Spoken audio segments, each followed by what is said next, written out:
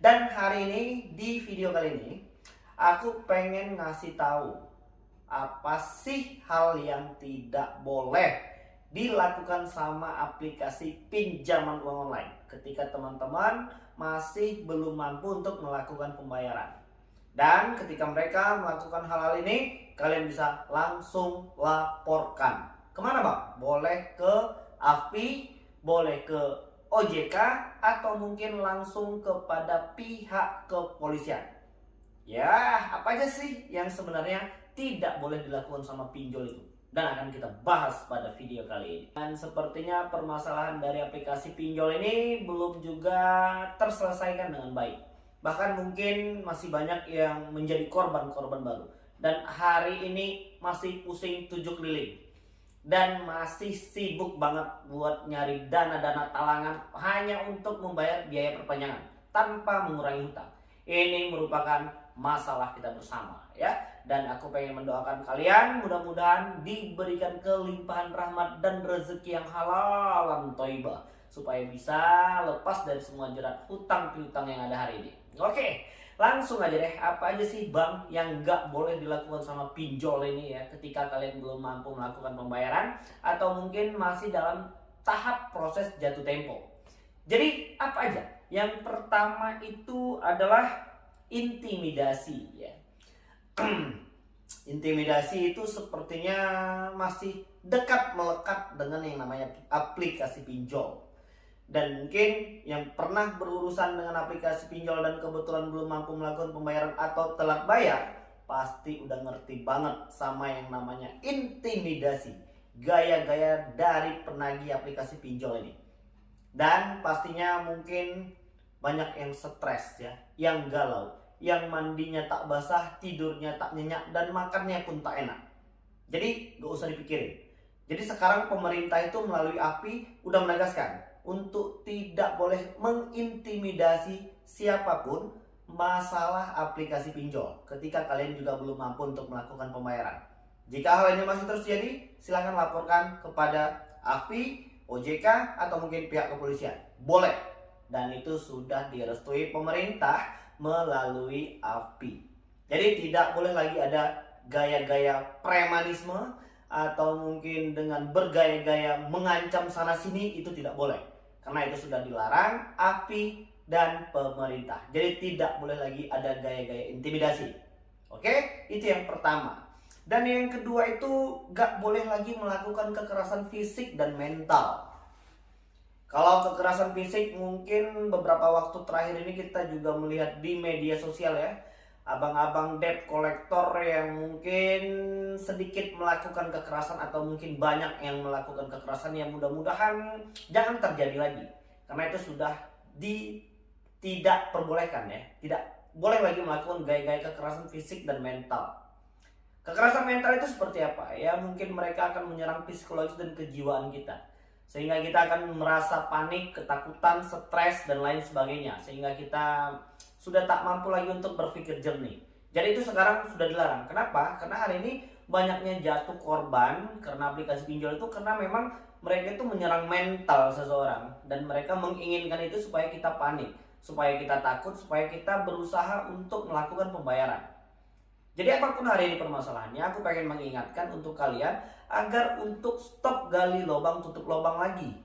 Jangan lagi menambah permasalahan yang baru dengan cara menambah hutang baru. Jadi kalau hari ini sudah punya hutang, ya sudahlah, kita sabar saja dulu sambil serius mencari uang.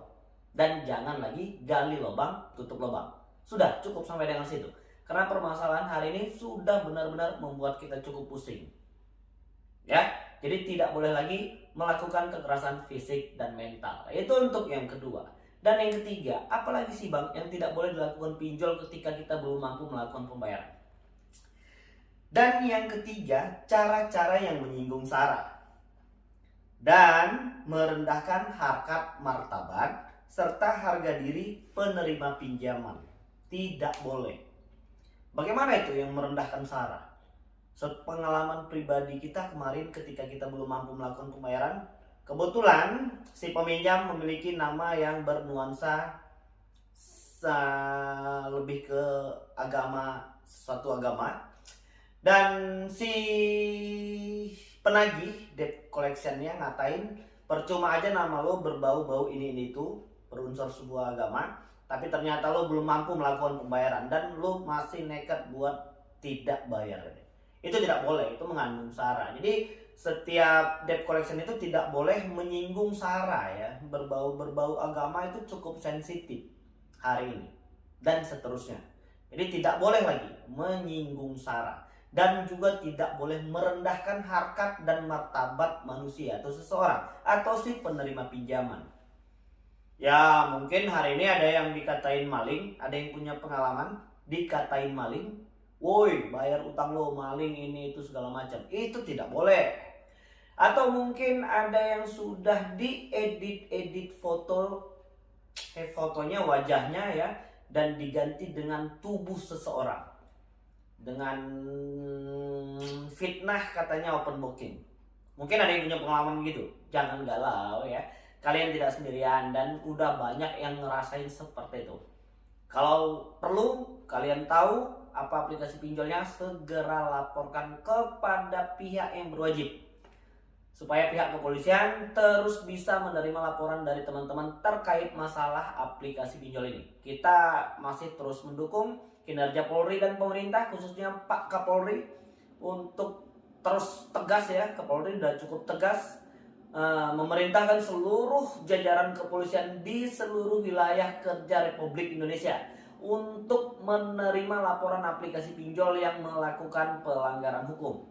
Jadi kawan-kawan yang perlu lagi takut ya, silahkan lapor kepada pihak kepolisian terdekat yang ada di kota kalian apabila kalian memang menerima tindakan-tindakan yang mungkin mengancam keselamatan, mengancam harga diri, martabat dan derajat manusia, atau mungkin kalian merasa dirugikan.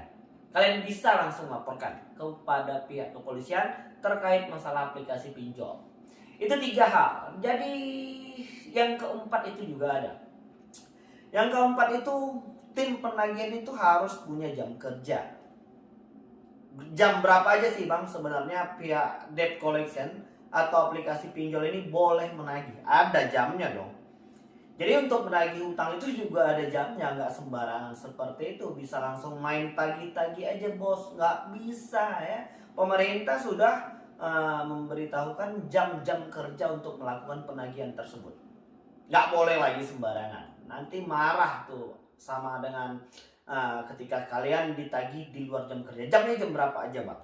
Oke, jadi waktu penagihannya itu, penagihan melakukan penagihan kepada peminjam hanya pada pukul 7 pagi sampai dengan jam 8 malam. Pukul 7 pagi sampai dengan jam 8 malam atau pukul 20.00. Jadi udah cukup jelas. Hanya pukul 7 pagi sampai dengan jam 8 malam. Lebih dari situ atau kurang dari situ dinyatakan salah dan tidak diperbolehkan. Jadi kalau ada yang menagih tengah malam, mungkin ada yang merasa terganggu oleh penagihan aplikasi pinjol, screenshot, rekam, laporkan. Dan biasanya sih itu lebih banyaknya kepada aplikasi-aplikasi pinjol yang masih legal. Ya, walaupun kadang-kadang di lapangan kita tidak berharap ya ada aplikasi-aplikasi yang sudah legal tapi masih melakukan penagihan-penagihan di luar jam kerja. Apabila hal itu terjadi, silakan bales, angkat teleponnya atau mungkin balas chatnya.